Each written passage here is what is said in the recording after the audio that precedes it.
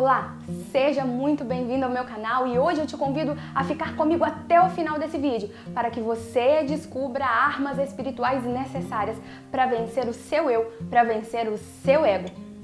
Há algum tempo atrás eu recebi uma indicação de um livro do autor Timothy Keller cujo título é Ego Transformado. Se você nunca leu esse livro, eu te convido a ler. Eu indico essa leitura que transformou a minha vida e eu tenho certeza que também vai impactar sua vida de maneira profunda. Timothy Keller se baseia na primeira carta de Paulo aos Coríntios, capítulo 3 e capítulo 4, onde nas entrelinhas de Paulo ele consegue sugar, ele tira ensinamentos importantes para a nossa vivência. Olha só, eu quero falar com você sobre ego especificamente. Com certeza você já ouviu falar do ego, você sabe o que é ego ou às vezes tem uma noção. É fato que este conceito de ego é um conceito um pouquinho difícil de ser colocado em palavras. Nós temos uma consciência e, na verdade, de maneira simplificada, o significado do ego é este, é a nossa consciência, é o nosso eu interior, é o nosso ser. E este ser interior, este eu interior, ele pode nos sufocar, ele pode nos dominar se ele não for dominado primeiro. Paulo sabia disso, porque a igreja de Corinto estava passando por algumas fases difíceis. Primeiro a gente precisa entender o que estava acontecendo na igreja de Corinto. A igreja primitiva estava passando por uma fase de crescimento acelerado e abundante. Vários doutrinadores existiam ali naquela época. Paulo, Apolo, Pedro, os discípulos como João, por exemplo, eram referências doutrinárias. Eles ganhavam as pessoas para Jesus e doutrinavam essas pessoas. E agora a igreja estava em crescimento abundante por ação do Espírito Santo e pelo trabalho árduo dessas pessoas. Porém, algumas pessoas queriam dar o mérito desse crescimento para alguém. Uns diziam, eu sou de Paulo, e outros diziam, eu sou de Apolo. E hoje não é diferente. Nós queremos sempre dar reconhecimento, isso não é errado, porque a Bíblia diz, dai honra a quem tem honra. Mas Paulo diz, meus irmãos, cuidado para que vocês não entrem em confusão. Alguns dizem, eu sou de Paulo, outros dizem, eu sou de Apolo, mas na verdade, a igreja de Cristo e Cristo é de Deus. Tudo vem dele, é como a própria Bíblia já diz, porque dele, por ele, para ele são todas as coisas. Por isso, glória, pois, a ele eternamente. Amém. Então, Paulo começa a criar uma consciência diferente no coração dos irmãos que estavam em Corinto. E baseado nesse livro de Timothy Keller, e eu quero aqui deixar o crédito a ele, mas também quero aproveitar e me aprofundar um pouquinho além do livro nesse vídeo com vocês. Quando Paulo diz isso, ele está transmitindo uma mensagem para a igreja de Corinto dizendo: nós precisamos ter a consciência que o nosso ministério ele é servil. O nosso ministério, por mais que haja milagres, por mais que haja conversão de almas, por mais que haja crescimento, por mais que haja cura e salvação, nós precisamos entender que não é mérito nosso e nós precisamos entender que não importa quem fez, porque no final das contas aquela pessoa foi um canal de Deus e dono de tudo, de todo poder, de toda glória e de toda graça, é apenas o próprio Deus. Este é o primeiro ponto.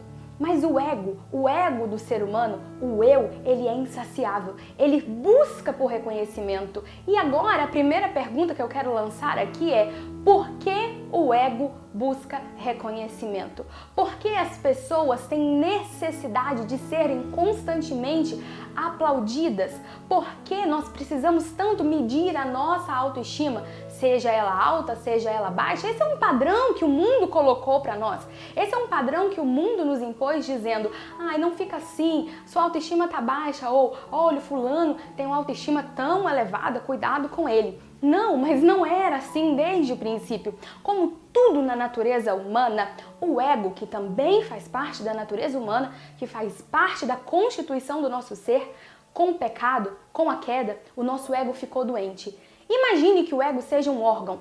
tá? O ego, eu já disse aqui no começo do vídeo que o ego é algo imaterial dentro de nós. É algo que não pode ser visto, é algo que não pode ser apalpado. Mas imagine que ele pudesse ser. Faz de conta que o ego é um órgão qualquer e este órgão está doente. Quando alguma parte do seu corpo está doente, quer dizer que ela não está funcionando de maneira correta. E quando alguma parte do nosso ser, do nosso corpo, não funciona de maneira correta, começa a dar trabalho. A primeira característica de um ego doente, e eu preciso que você entenda uma coisa antes de mais nada, o ego de todo ser humano é doente, porque todos nós carregamos conosco a natureza pecaminosa de Adão.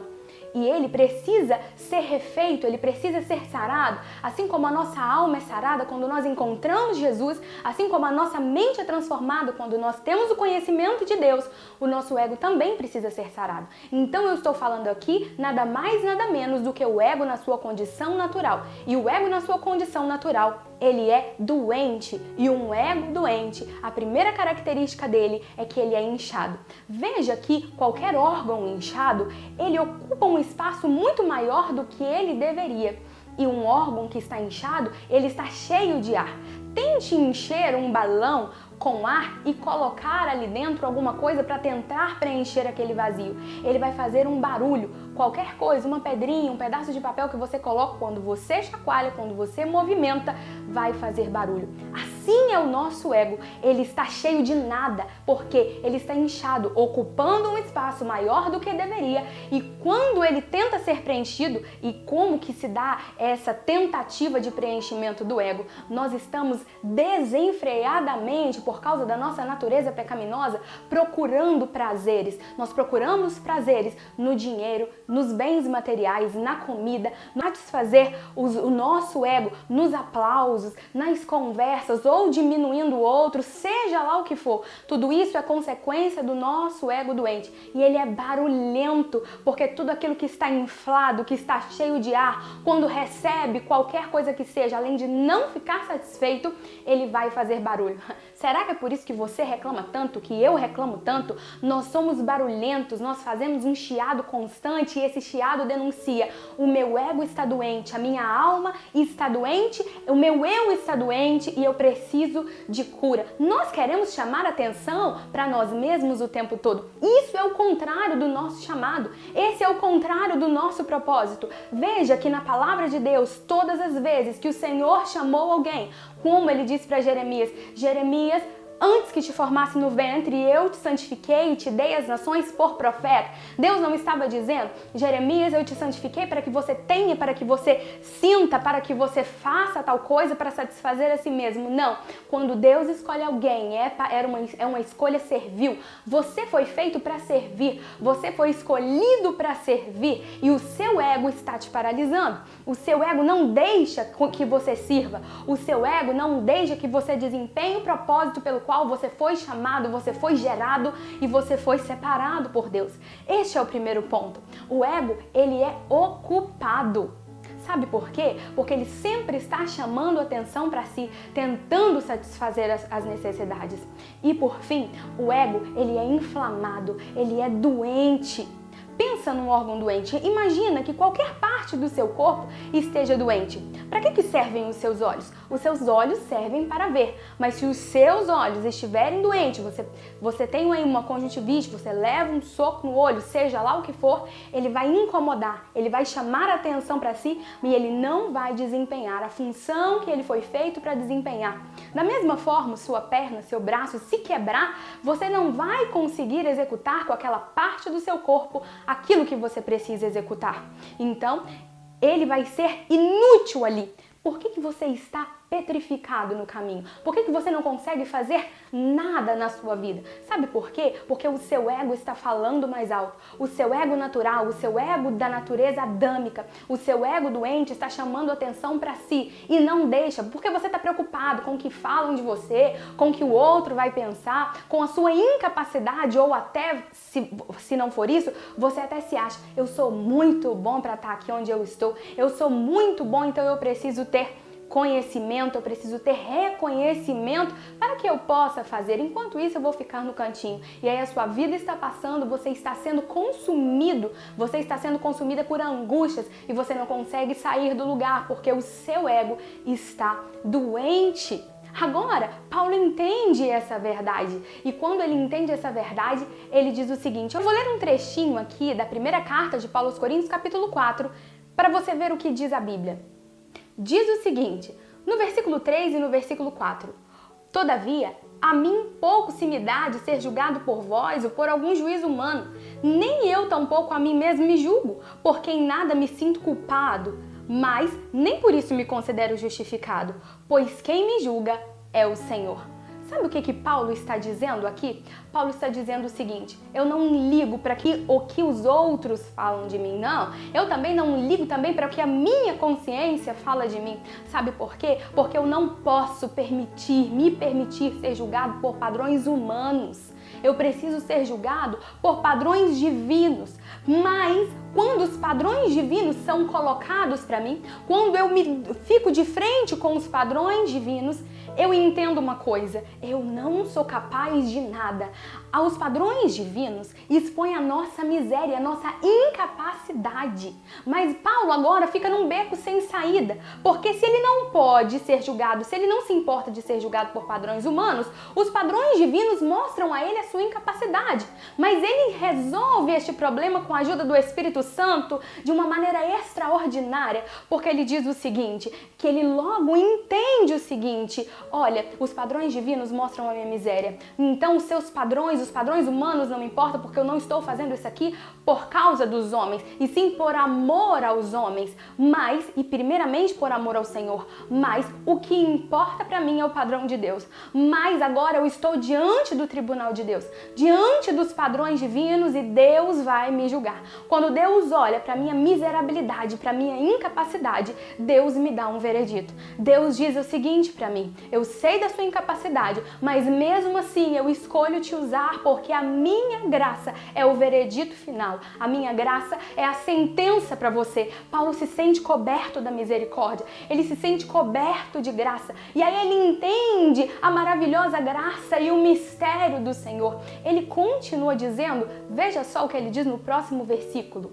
No versículo 4 diz assim, porque em nada me sinto culpado, mas nem por isso me considero justificado, pois quem me julga é o Senhor. Ele se vê diante do tribunal de Deus e ele entende que os padrões humanos não importam. E é por isso que eu quero te convidar a refletir o que é que você não tem feito e quais os motivos que estão te levando a fazer aquilo que você tem feito. Porque se for por aplausos, porque se for para satisfazer o seu próprio ego, o seu propósito está errado. Mas se você tem no seu coração uma chama que arde e não faz porque se sente incapaz, você também está errado.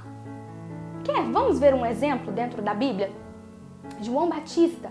João Batista, ele foi um dos precursores, do ministério de Jesus. João Batista, ele teve uma vida isolada, vivendo no deserto. Ele não tinha influência de maneira alguma política ou dos religiosos do seu tempo, mas ele pregava uma mensagem de arrependimento e ele tinha consciência de que a sua mensagem precedia o ministério de Jesus. De repente, João Batista está batizando no Rio Jordão e chega Jesus. Os discípulos de João olham para ele e dizem, aquele ali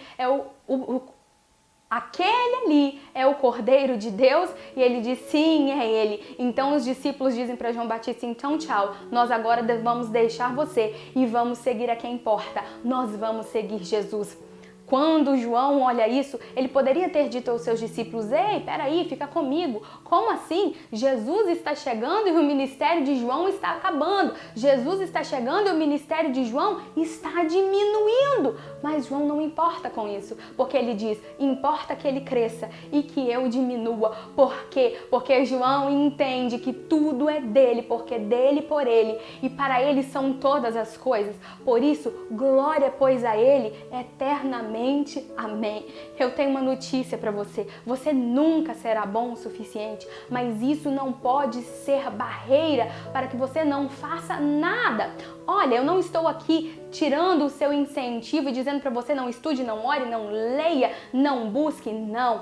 Isso é sua obrigação de se aperfeiçoar, mas não deixe que o seu ego e que as suas motivações sejam erradas. Não deixe que as suas motivações sejam para satisfazer o seu ego. E agora fica a pergunta final: como o meu ego pode ser curado? Será então que eu tenho uma autoestima muito baixa ou muito alta? Não, a sua autoestima não tem que ser alta, não tem que ser baixa, mas o seu ego tem que ser satisfeito. E não existe nada nesse mundo, não existe riqueza, não existe poder, não existe uma pessoa que pode satisfazer o seu ego. O nosso ego é satisfeito em Cristo, o nosso ego é satisfeito na cruz do Calvário, quando nós somos crucificados com Ele, como disse Paulo: eu não vivo mais eu, mas Cristo vive em mim, porque eu fui crucificado com Cristo. Não, nada mais importa, porque a partir deste momento nós passamos a viver uma vida diferente. Nele nós começamos a nos mover, nele nós começamos a existir. Ele começa a operar em nós, o querer, o efetuar, as nossas vontades não importam, e a única motivação que nos move é a glória de Deus. Este é o verdadeiro ego curado, esse é o verdadeiro ego transformado. Quando você vai para o Salmo de número 139, você encontra Davi dizendo: Senhor, tu me sondastes e me conheces. O Senhor conhece o meu assentar e o meu levantar, e de longe entendes o meu pensamento, sem que haja uma palavra na minha boca. Ó Senhor, tudo conheces. Davi estava dizendo: Senhor, eu não sei de onde vêm as minhas limitações. Eu não tenho condições de me esquadrinhar por dentro, mas o Senhor tem esse poder, porque não existem barreiras que o Senhor não pode transpor, e por isso eu convido o Senhor a fazer uma análise do meu coração. Convide ao Senhor a fazer uma análise do seu coração, da sua alma, do seu espírito, do seu ego. A sua mãe já devia dizer: o mundo não gira em volta de você. E agora eu vou repetir essa mensagem para mim e para você. O mundo não gira em torno de nós, mas tudo é por Ele, e para Ele são todas as coisas.